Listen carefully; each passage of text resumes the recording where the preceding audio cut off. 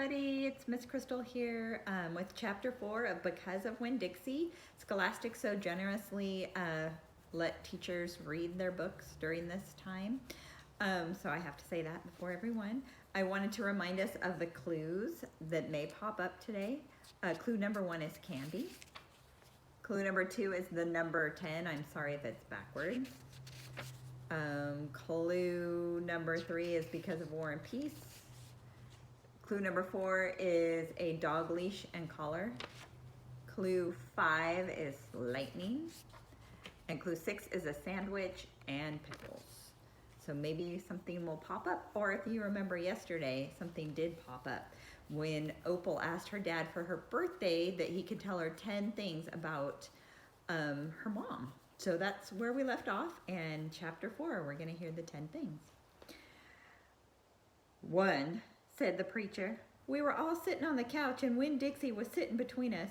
Winn-Dixie had already decided that he liked the couch a lot. 1, said the preacher again. Winn-Dixie looked at him kind of hard. Your mama was funny.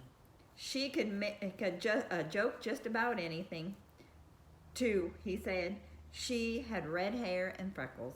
Just like me, I said. Just like you, the preacher nodded. 3, she liked to plant things. She had a talent for it. She could stick a tire in the ground and grow a car. Winn-Dixie started chewing on his paw, and I had to tap him on the head to make him stop. 4, said the preacher. She could run fast. If you were racing her, you could never let her get a head start because she would beat you for sure. I'm that way too, I said. Back home in Whately, I raced Leon Fuller and beat him. And he said it wasn't fair because boys and girls shouldn't race each other to begin with. And I told him he was just a sore loser. The preacher nodded. He was quiet for a minute. I'm ready for number 5, I told him. 5, he said. She couldn't cook. She burned everything, including water. She had a hard time opening a can of beans. She couldn't make head nor tails of a piece of meat. 6, the preacher rubbed his nose and he looked back up at the ceiling. Winn-Dixie looked up too. Number 6 was that your mama loved a story. She would sit and listen to stories all day long. She loved to be told a story. She especially liked funny ones. Stories that could make her laugh. The preacher nodded his head like he was agreeing with himself. What's number 7? I asked. Let's see, he said. She knew all of the constellations, every planet in the nighttime sky, every last one of them. She could name them and point them out, and she never got tired of looking up at them. Number 8, said the preacher, with his eyes closed, was that she hated being a preacher's wife.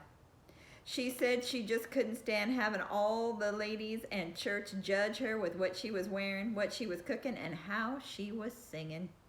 She said it made her feel like a bug under a microscope.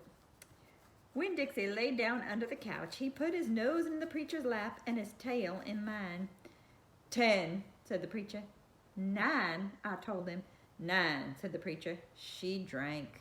She drank beer, and whiskey, and wine. Sometimes she couldn't stop drinking, and that made me and your mama fight quite a lot.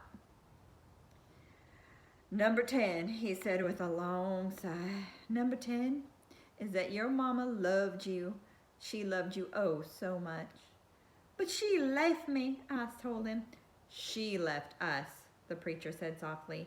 I can see that he was pulling his old turtle head back into his stupid turtle shell. She packed up her bags and left us, and she didn't leave one thing behind. Okay, I said. I got up and left the couch. Winn-Dixie hopped off too. Thank you for telling me, I said. I went right back to my room and I wrote down all 10 things that the preacher had told me. I wrote them down just the way he had told me so that I wouldn't forget them. And then I read them aloud to Winn-Dixie until I had them memorized. I wanted to know those 10 things inside and out. That way, if my mama ever came back, I could recognize her and I would be able to grab her and hold on to her tight and not let her get away from me again. So that was chapter 4. Opal learned some information about her mama, and clue 10. So I will be back tomorrow. You guys have a great rest of the day. Thank you. Bye.